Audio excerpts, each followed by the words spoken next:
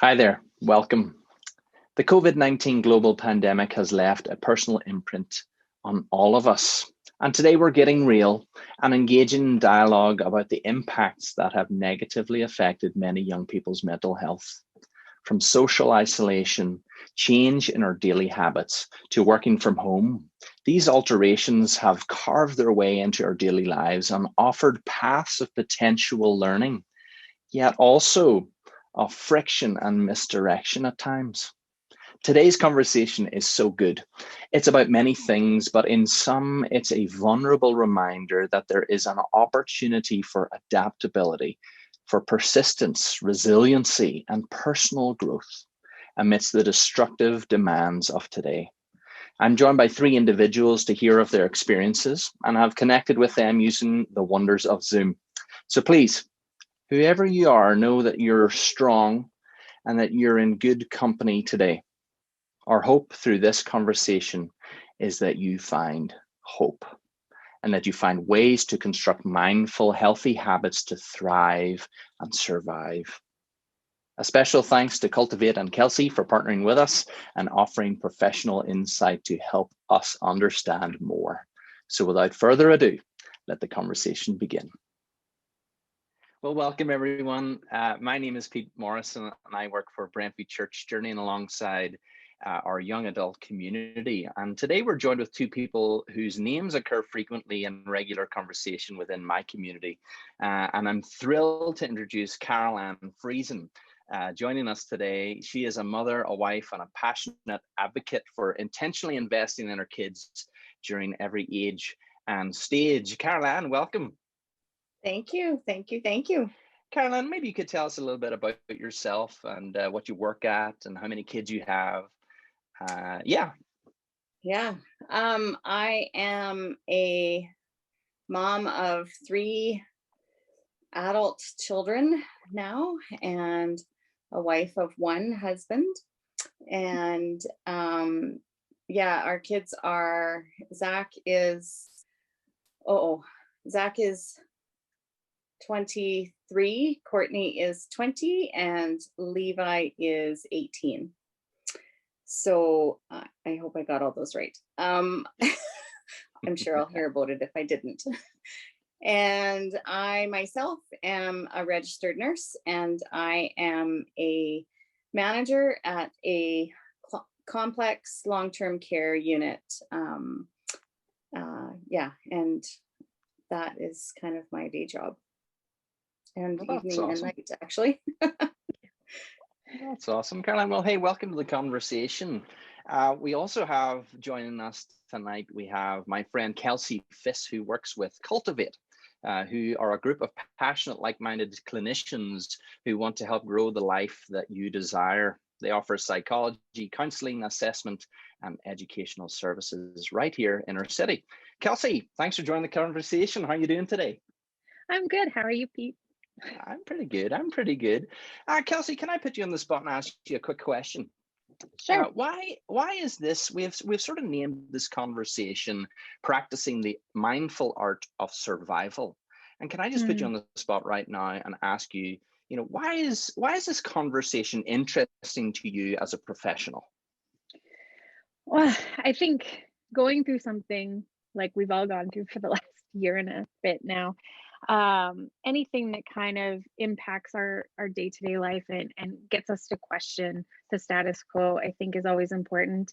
I went into psychology because I love hearing people's stories, and I think people's stories free us to live out our stories as well and not feel as alone, right? We've seen that with the Me Too movements and just everything that has happened as a result of COVID and being pushed out of our comfort zones. So I think this conversation is important.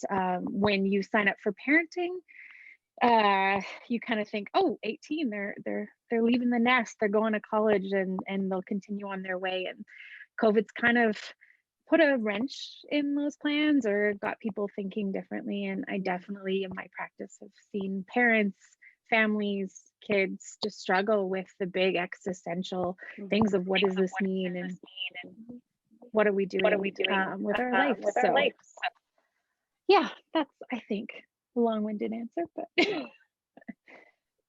Kelsey, you know, and this current conversation has been birthed out of that evident impact the coronavirus pandemic has had on our young adults and their parents or guardians. And so, Caroline, I would just love to ask you, what has life been like for you as a parent during this time? So I know that for everyone, this has been a struggle, and I, I can't speak for other people, but I feel like, it's hard to articulate my journey, because it has just been so intense. This last year has just been so intense, and I'm just now starting to process exactly what this year has been like for me, and like for me personally, for me as a nurse, for me as a manager, for me as a mom, just in all of those ways, let alone, sister, mother. I was going to say brother. I'm not a brother. But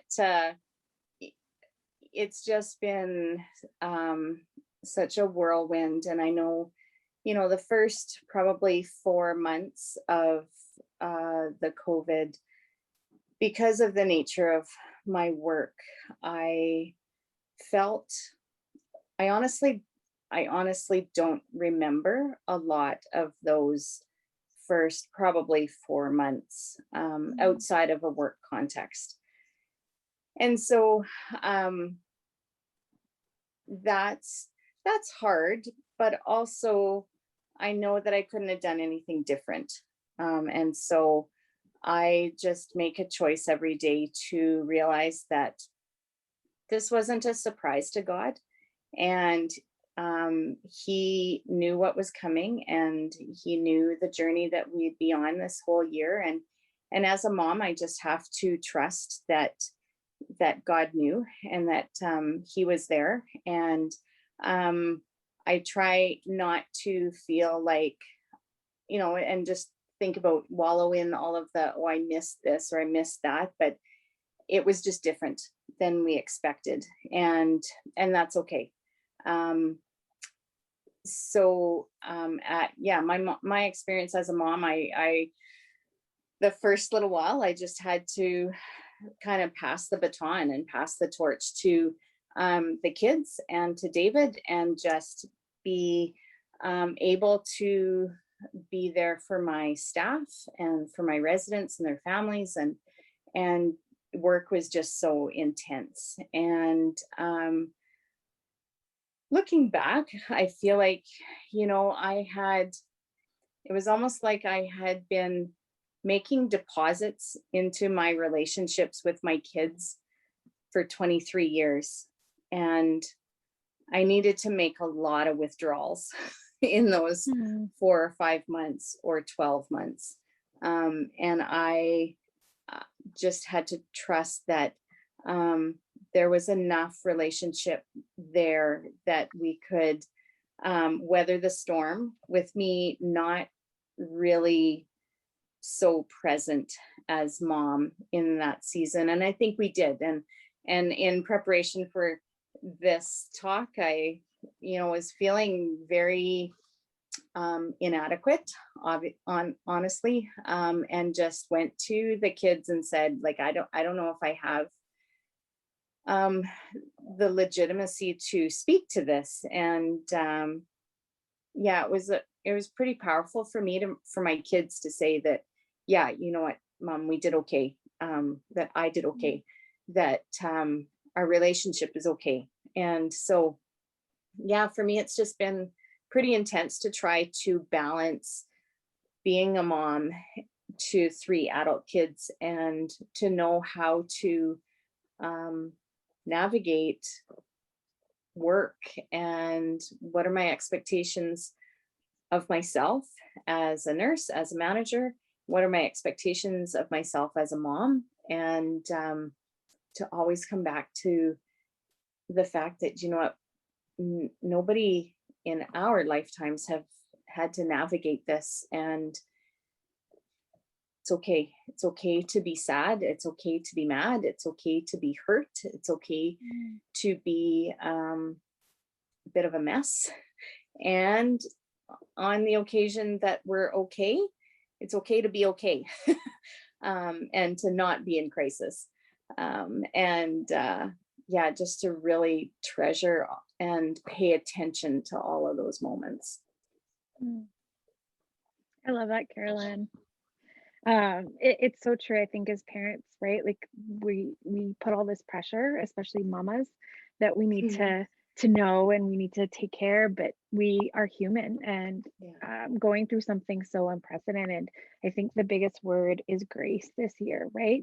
Doing the best you can, having those talks with our kids and letting them know that we struggle too, and it's okay. And we can find the joy in the hard, and that builds the resiliency, right? I mean, young adults, they've had that time with you, like you were saying, like the bank account, and if you need to take a couple withdrawals or it needs to balance out, that's the beauty of this stage as they start to transition to adulthood, is they can take on that, and you guys can do it together a little bit more, and then also understanding just the grief that everybody's feeling in different ways, right? I mean, you're seeing frontline worker. Thank you so much for what you do, by the way. That you guys have been dealing with a lot of it and seeing everything, and then having to come home to your families, right? And have them take that. And it's for young adults to be able to know that their parents understand that grief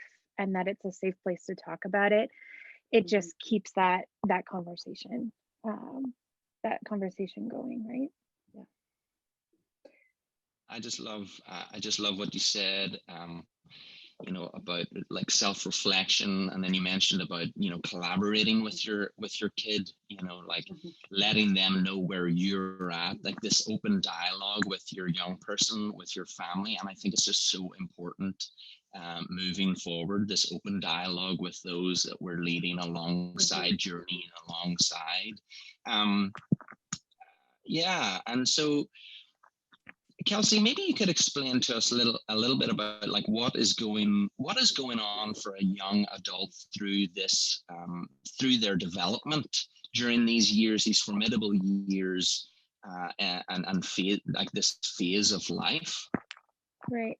So from what we understand, like a brain keeps developing until the age of 25. So a lot of college grads, university or high school graduates, they're still figuring stuff out. They're still learning that higher level, like processing. Okay, I'll do this and then this and then this, is still working itself out, right? And it's naturally a time of increased anxiety because they're leaving home, things that were known are shifting, and this just added that extra leap on, right? And normally there would be this big celebration, this big marker of, hey, I've made it.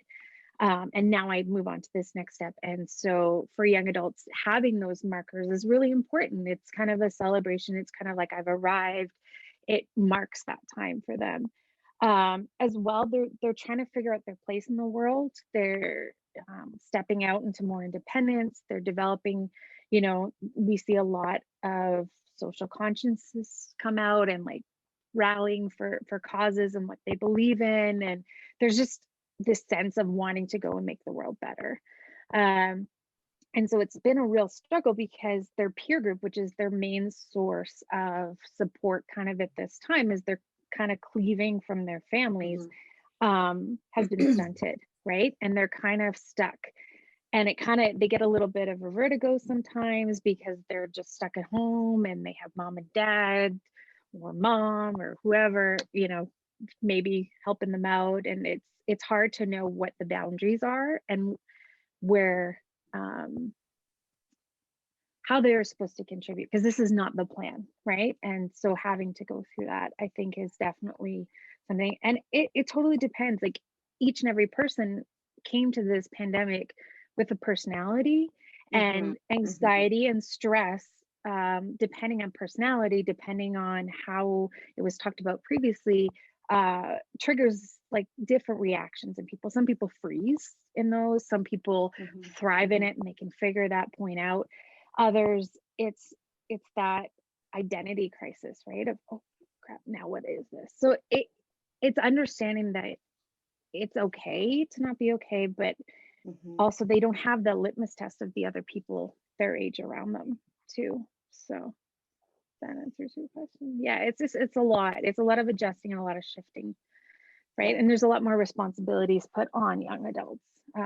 They're kind of expected to just go and fly or figure their life out and know what they're going to do. And a lot of young adults, even before COVID, probably didn't know exactly what they wanted to do. But now it feels like this extra pressure because are there going to be jobs when I graduate, right? That is kind of why you go to college and you put in all this work. Or I've done all this stuff to do arts things, and well, there's no art galleries up and there's no shows, there's no all that part of it. So their creativity gets sent in and it's a little bit of deer in the headlights feeling. Yeah. Did you see that, Caroline, with any of those? Yeah, to a certain extent, and just being able to, for us, it all just came back to having conversations about, do you know what, this isn't what we planned on, and this isn't what you planned on, and that's okay. It's okay to, whether it's COVID or whether it's whatever, life is going to throw you curveballs. And this is one that we could never have thought was coming, but at the end of the day, it's a bit of a curveball, right? And so it's a big lesson, and it's an early lesson on how to pause and pivot, I guess, is the new thing to do, right? So, and just really adjust your expectations and just be okay for things not to have turned out how you thought it was, or be okay with not being okay for a little while, and figure out who's my support, what do I do, where do I turn to.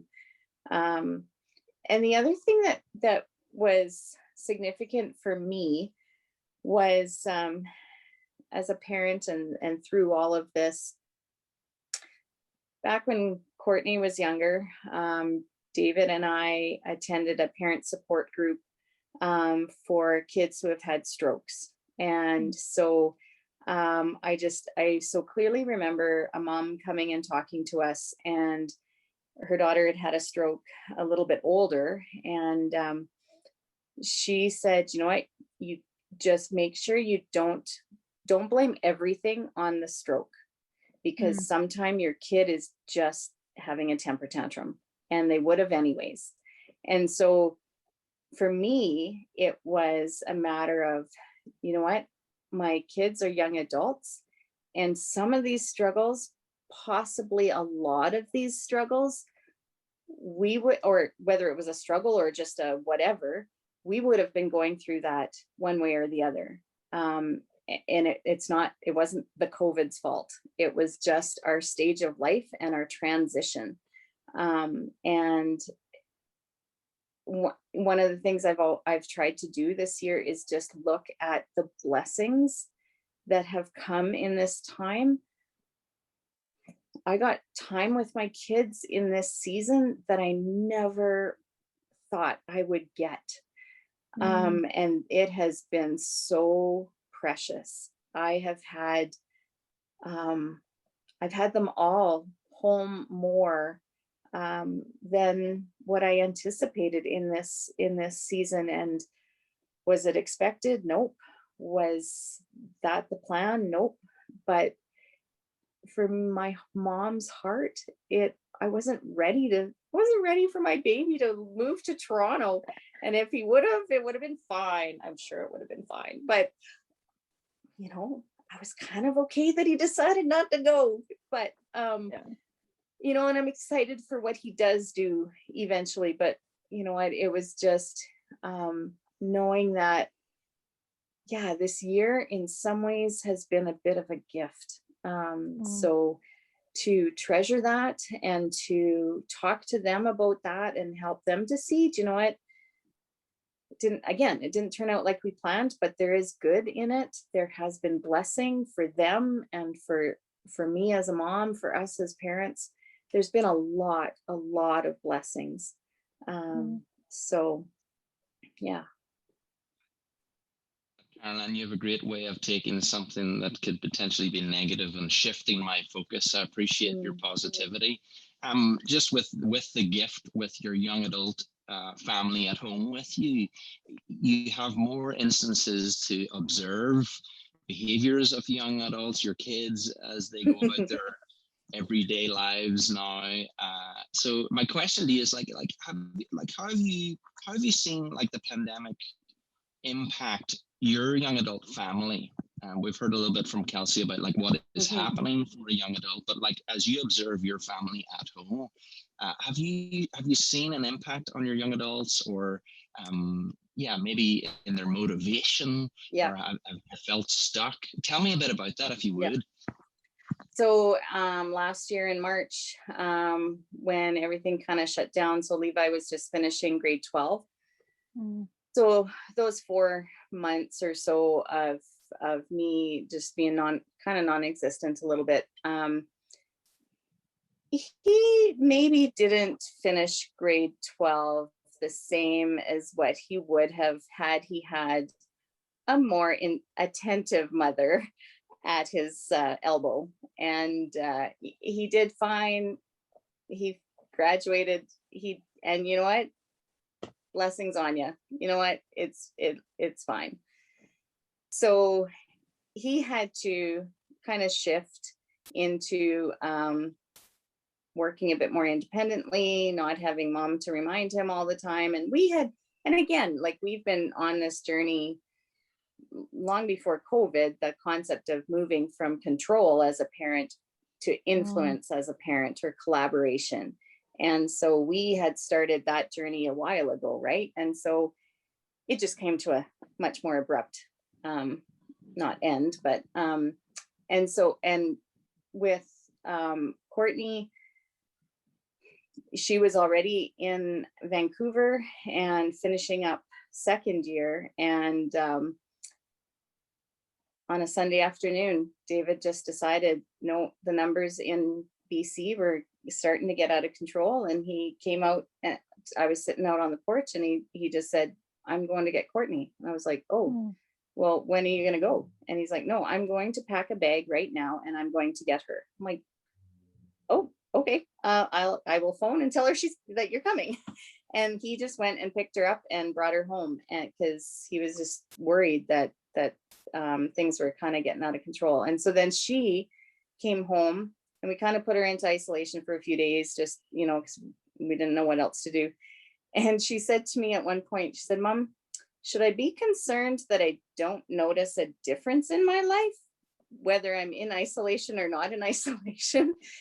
Just because of, both her and Levi are much more introverted. And certainly Courtney was just so laser focused on school.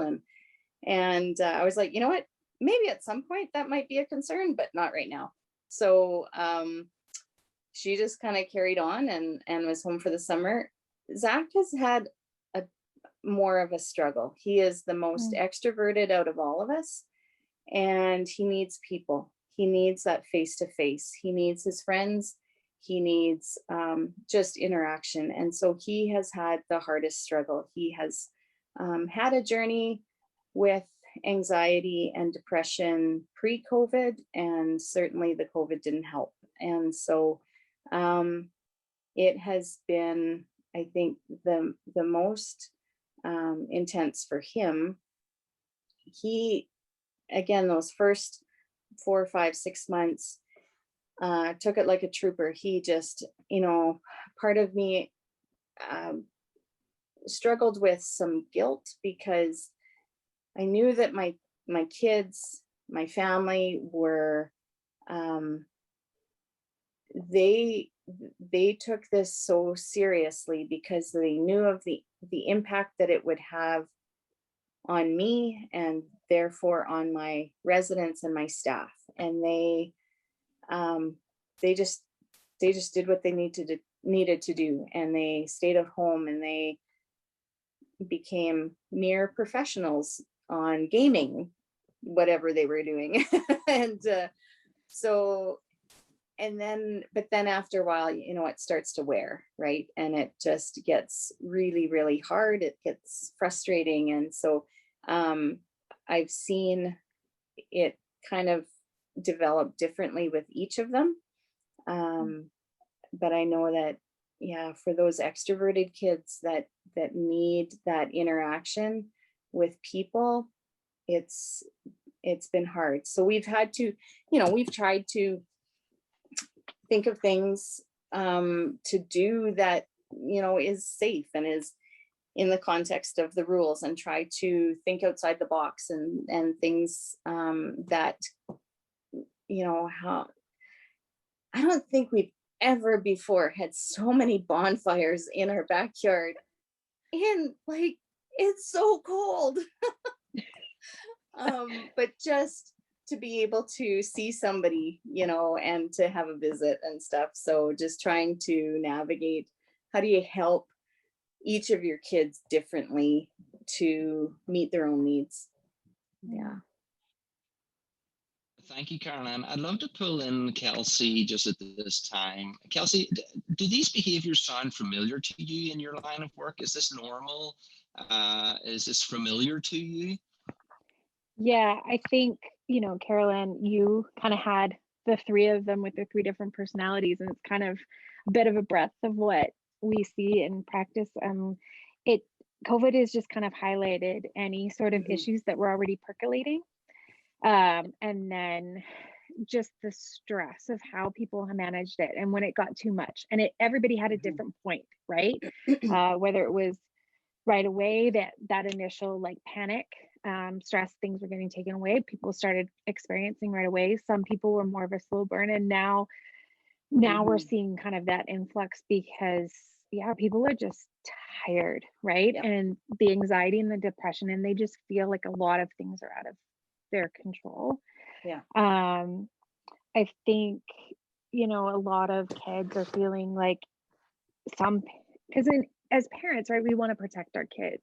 And so, and I just have young kids, so it's a little bit easier, but when they're young adults, right, we kind of are trying to control and help them, right? So I know a lot of like high school graduates last year really struggled to keep on their online schoolwork, and meeting with Zoom is just not the same, right? We all have kind of experienced this Zoom fatigue right now, and it's just not the same. So we definitely see that. The anxiety piece, the depression piece, it's hard to be internally motivated when you don't have the routine, or it feels like you're living a Groundhog Day, right? And especially,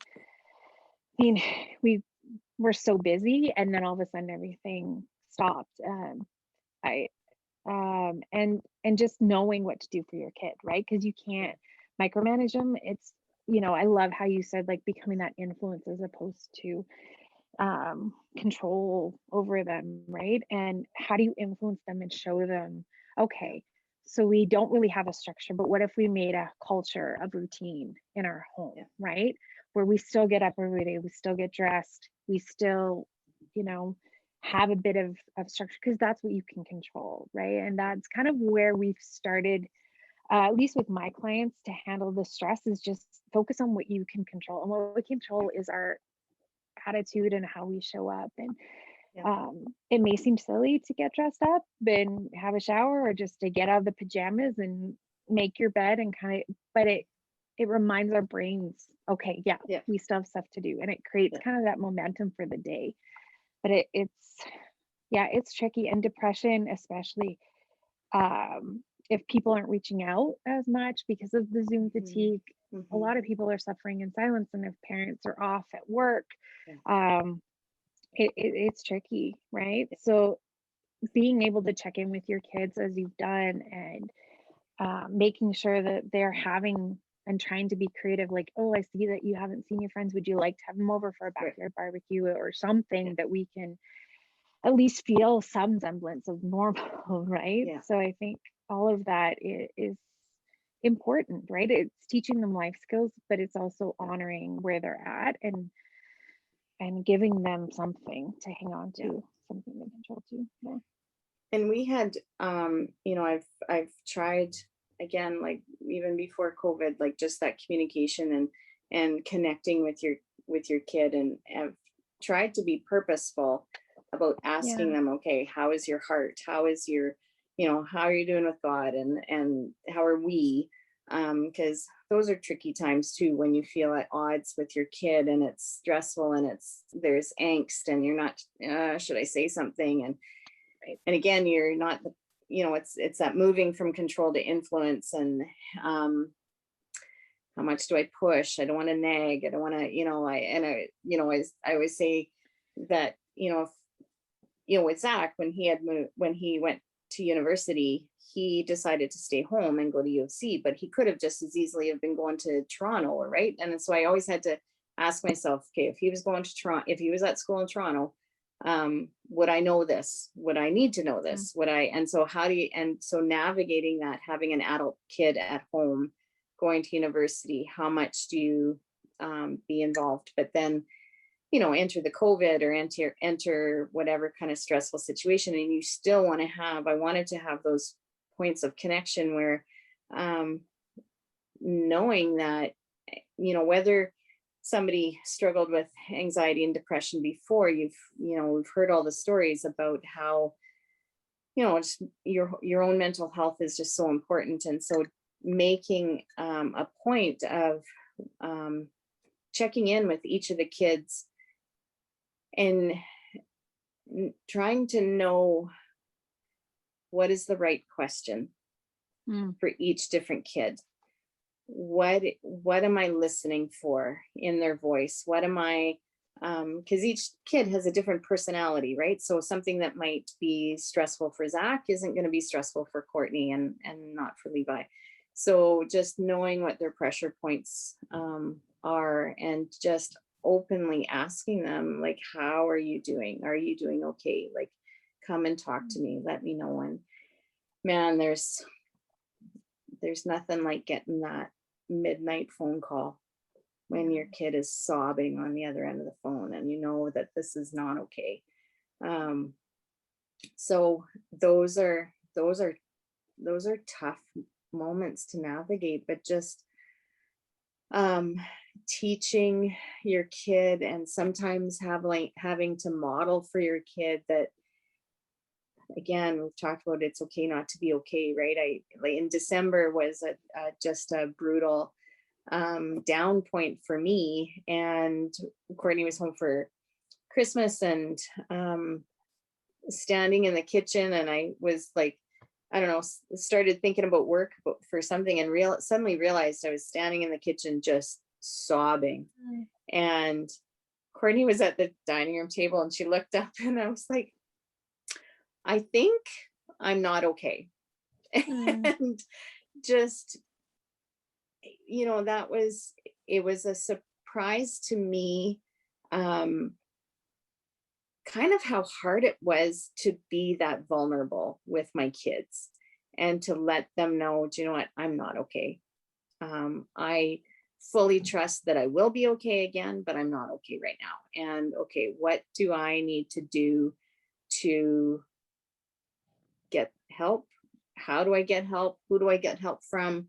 And almost to just walk the walk, right? I've always been a huge advocate of counseling and therapy and getting help. And then all of a sudden it was like, oh, okay, how does a person go about doing that? And so I texted my friend Kelsey and said, I am not okay. How do I get help? And just to be, I was surprised for myself how uncomfortable I was with being vulnerable with my kids to say, I'm going to counseling, I'm getting therapy. Yeah. Well, and that's such a good point, Caroline, because I think a lot of parents assume that they just need to have, like, keep calm and carry on, kind of like, don't let any crack show. But it's like that, when you're on an airplane, whenever we can go on airplanes again, but you have to put your oxygen mask on first, right? Yeah. And if you're not doing okay, you have to first go inward before you Yeah. can fix the outward relationships and come to that, because you have to have enough awareness of your own self and where you're at and how what's going to trigger you, or like what's draining you, and how you're taking care of yourself before you even go and step into that conversation with your kids, especially your adult kids, because they'll see right through it, first of all. Oh, And yeah. also it's not going to end well, right? We've all had those discussions too late at night when we're exhausted or whatever, and things get said that you don't mean, and then going back and doing that repair work. But it takes that introspection first. Yeah. And I love it. That is just something we need to honor and make it more easy, because it is hard, right? Like taking that step to ask for help. I hope after COVID, that's like another bright side, is that people start to see, oh, okay, yeah, we do need people, and it's okay. But yeah, as parents, we need to know that we don't have to, again, have all the answers. We have to put our oxygen mask on first and take care of us. And there's no rule book for this, right? Like I say to clients all the time, I'm dealing with this too. And so it's hard for me to not have, like, some of the other stuff I've either had experience or we've talked about it and it's like a separate thing. Whereas right now we're right in the thick of it. And so to have that separation for myself, I have to work on my self-care too and make sure that I'm good so that I can have those interpersonal relationship conversations, right? Because if I'm not okay, me going into it is just, it's like a drowning person. They're just gonna drag you down with them, right? Like people can be strong, right? So acknowledging that and taking time and getting the help that you need first. And your kids will see that, and it's the example, right? They're always watching, whatever age. So I love that that's part of your journey, Caroline. Fantastic, and it's validating a lot of my own, struggles and journeying along this season as well. Caroline, I wanted to ask you quickly, because in previous conversations that we have had along just recently, you've mentioned that you've been creating spaces for partnership with your kids, moments of collaboration with them. Like, so for say there's a parent listening to this broadcast, a parent who has a young adult at home, have you got any practical ideas or things that maybe that you've been doing in your family to collaborate and to partner with, and to foster those moments together and be intentional in checking in with one another? Right. So first of all, just as a disclaimer, this whole concept of moving from control to influence or control to collaboration is not something that, at least for me, does not come naturally. I would prefer to just swim in the control lane, and I would like to just have all my ducks in a row, and yep, you're going to do this, this, and this, and then it's all going to work out okay. And unfortunately, whether I wanted to purposefully shift my mindset from control to influence or not, it was going to happen. And I could choose to come on that journey with my kids, or I could choose to fight it. And thankfully, I heard some good speakers and read some good books and realized that this really does need to be a journey, or else it's just going to be painful for all of us. And I could lose relationship with my kids, and that's not what I want. Long time ago, started, with baby steps, just, okay, when they're little, how can I empower them or enable them to make their own decisions in a safe and appropriate level. And so then it was more almost of practice for myself a lot of the time. And then getting into junior high and high school and then young adulthood, feels like it's a snowball going downhill, and it's just all of a sudden it's, oh, okay, but I just, please, can I have a little bit more control? And nope. So I have found that I constantly need to remind myself to be curious and to not come into a conversation guns blazing and this is how it's going to be. The red hair is natural, and the temper and the volume that comes with it is a real thing.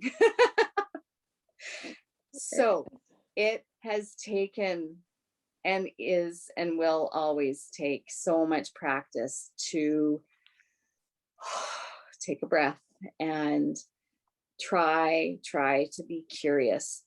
Tell me more about why you feel like dropping out of school. Tell me more about why, whatever. And then to just and listen. Again, does not come naturally. And it takes practice to just actually listen and to find the moments where they're ready to talk. I was talking with a friend, and they have kids younger than us, and he had said he has realized that if he can get his son out for a walk with the dog, then, it starts off kind of sulky, but then he'll open up. And that's what I have found. Like, I have to always be finding the right moment and the right question. And for crying out loud, those things are a moving target all the time. Like, shockingly, they change over time, and personalities and whatever, and whether they're tired or not tired, whether I'm tired or not tired. And it just all changes. But to try to find those moments where, no, I need to not go up to my room and read my book because I need quiet, because you know what? Levi's kind of chatty right now, and I need to just put myself, what I need aside for a second. And if I want to engage, often I need to do it on his terms. And I'm not going to have these moments for forever. So sometimes I'm good at that. Sometimes I'm not. Sometimes I choose to go upstairs and read my book, and you know what, that just is what it is. But to be able to embrace those moments, being curious and stop talking. Yeah, it's so hard, right? But I love that, being curious, right? Asking questions, because I think there's a need for every human being to be heard and understood, right? And especially right now, you'll always get more out of that than what's going on. Where, because I mean, if you put yourself in their shoes, what does that feel like for you, right? How does your body language change and your posture? And I love that your friend has figured out going for a walk, because I was gonna say, you can't get your kids to talk, put them in a car or go for a walk where you're parallel as opposed to head on. There's just something less intimidating about that, right? It doesn't feel so forced. Like, if you think like road trips, best conversations, right? Because you're looking ahead there, it's not so intimidating. And it's hard, especially if this hasn't always been your thing. It's okay, because you can create that culture no matter what. Our brains are not hardwired. You can start, and it starts with simple conversations and checking and like, hey, how's this going, and showing a bit of an interest, right? So if maybe this is not something you've had as a parent beforehand, you can start by being intentional, right? And getting them into that place. And then when there is conflict, again, cooling your jets, coming back, introspective, say, you know what, apologizing is huge, and teaching that art of apology and for the repair to happen, because then you can collaborate with them in finding a solution. Like, that didn't go well. What can we do Right. better next Yeah. time, right? And Yeah. using the we language. I use that a lot with couples, because you got to remember too, like I'm sure you and your husband, right? Like trying to figure out how to navigate this and that too. That's Yeah. another relationship that has been, and when you're trying to parent and then dealing with like your marriage relationship, if you're married or your partner, Yeah. it's all about being curious and like doing the repair work and apologizing and just willing to walk through it when cooler heads prevail, because that's where you get that rebuild and it comes back stronger, right? And you know better for next time. We're not all perfect. We make mistakes. We get tired. I get hangry if I don't eat. My daughter is the same way. So I know, like, if we're yelling at each other, it's like, here's a cheese stick, and then we'll try this again. She's 3 going on 14. So, but it's still like that understanding that everybody has different needs, and pick and choosing your moment and for yourself too, and having that grace and that curiosity and that understanding that communication is not easy, but if we can try to make it better each time and really honor the other person that we're trying to have that conversation with, it'll go a lot smoother than trying to force it, right? Like swimming upstream, it's a lot harder, a lot more work to do that. And my default is always, to this day, it's to just ignore it and just just run away and not have the conversation. My default is to not have the conversation if it's going to be difficult. And so it has been practice, and it has been knowing that these relationships are worth it. And yes, it's going to be hard. And, a lot of times I've had to apologize and trying to be honest with myself and with my kids. I'm sorry for, and being specific about what I should not have said this because, of whatever, but, and then also being honest about where my heart was at. I said this because I was so afraid that whatever. I said that this is what I heard from what you were saying to me. This is what I saw. This is what my perception was. And I think I was wrong. So yeah, just because that, and I've learned how to have way better conversations and less heated conversations. Yeah. It's funny because David and I are so different because he has a fuse that is 100 miles long with a galactic explosion at the end, which I maybe have seen not even a handful of times in my life with him. I'm kind of different than that. I have kind of the explosion and then okay, wait, maybe I didn't need to do that. Yeah. And it's so funny because we all get different messages about conflict, right? Like conflict is not a bad thing. It's how you do it. Yeah. But it's also very vulnerable, especially if you grew up in any sort of family that didn't talk about conflict or things were dealt with passive aggressively or whatever. And it's so hard to try to turn that and to remind yourself, okay, like it's okay.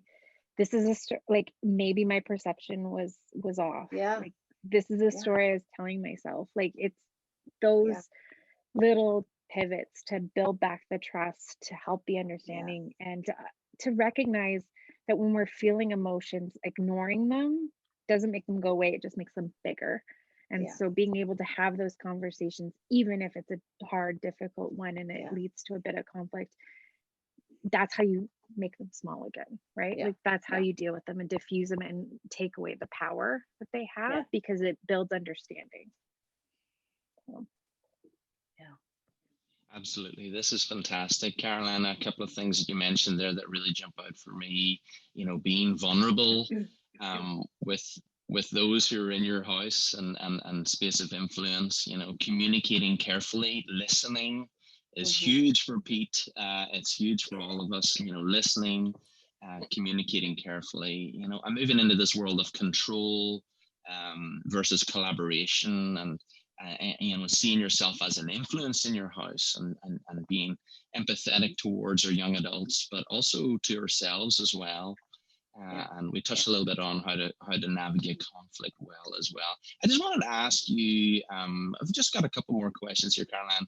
Like, how have you seen your relationships being impacted by the pandemic? You know, especially, you know, as you collaborate with David and your different parenting styles and skills. Like, how have your relationships been impacted?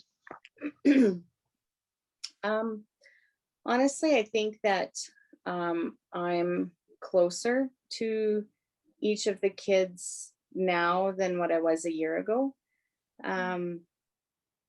because we have kind of been through the fire together, right? And we've again had the privilege of walking this journey more closely than what we would have had any or all, you know, we had more of them actually moved away prior to COVID. But even with Courtney, like I've realized that I need to be more intentional with, you know, whether it's phone calls or whether it's connecting however we can. And we've had more time together, and we've had harder times together. And so I feel like at the end of it, we've come out closer and just I have a better understanding of them and where they're at.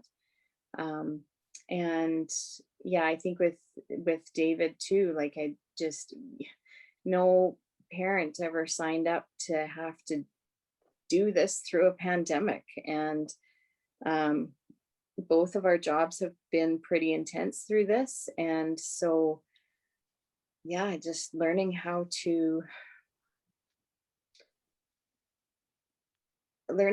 you know, the pandemic came at such a bizarre time for us, because we were going to have to, you know, we were starting to go through that.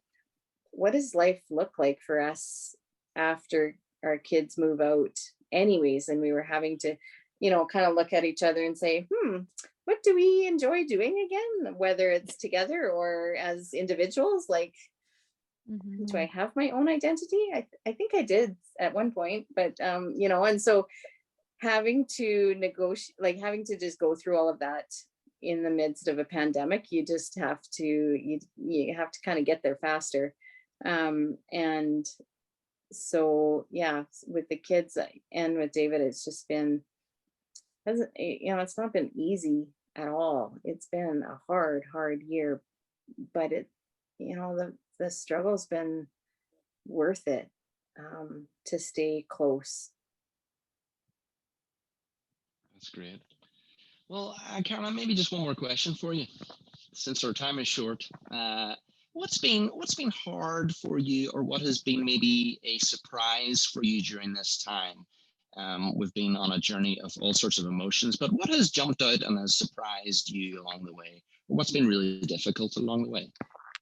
I think just going back to that vulnerability piece, I think, yeah, that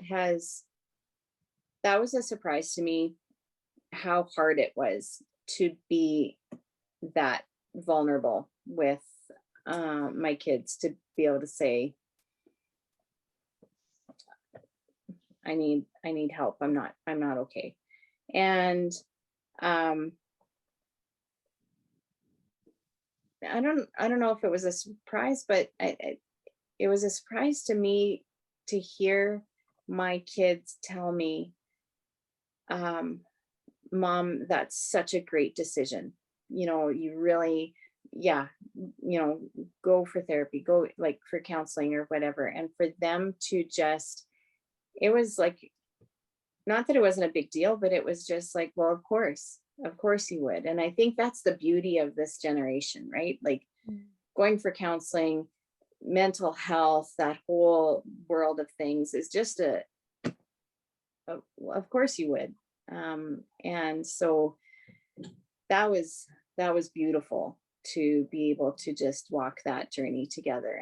And Yeah. That's fantastic. Kelsey, how important is vulnerability in the household for a young adult? I mean, if you want to have good, solid relationships with adult kids, with anybody really, it starts with vulnerability, right? And if we are cultivating a culture of vulnerability, it makes it feel safe. It makes it feel like you have people, that safe place that they're going to catch you when the world goes out, and it gives you that great launching pad, right? We teach young parents about the circle of security, and that doesn't stop when they hit a certain age, right? They constantly need that, and building those foundations and or restarting them if it's been severed or broken. It starts with being vulnerable, and it's, you can't get anywhere unless there's some willingness to think of something different, right? A lot of times in counseling, if we have clients that are very rigid in their thinking, a lot of our first work is just opening them up slowly and honoring the fact that being vulnerable means also feeling safe. And what does that look like for everybody? And that in and of a family, that's those attachment relationships, those people that you know have your back no matter what. If you're lucky enough to have it within your household, you know, use it, right? And let that grow. And if you need to find those people and make your own family, that's okay too. But it starts by letting the mask down a little bit and letting people in, because especially right now, it's very easy. You know, some people don't even put on the camera when they're meeting with people, and so it's easy to hide. And I think being vulnerable and taking that risk, it's a step of courage. So it's the breeding ground, it's the fertilizer for a lot of great things. And so it's definitely something, if you could do anything, it's start by putting your toe into that vulnerability pool and taking the risk with people that are safe, that you can trust, whether it's a counselor or a pastor or a grandparent or a friend, mom, right? The adopted family that you kind of get, all of that is important, no matter what age you are. So, yeah. Absolutely, Kelsey. Listen, guys, today's conversation has been so good. Carol Ann, Kelsey, Fisk, we appreciate your time and your vulnerability and your wisdom today. And to the viewers who are watching this, hopefully today has offered lifelines of hope and help to you as a parent or even as a young adult. Thank you so much for sharing with us today, guys. I hope you have a great night and a great rest of your evening.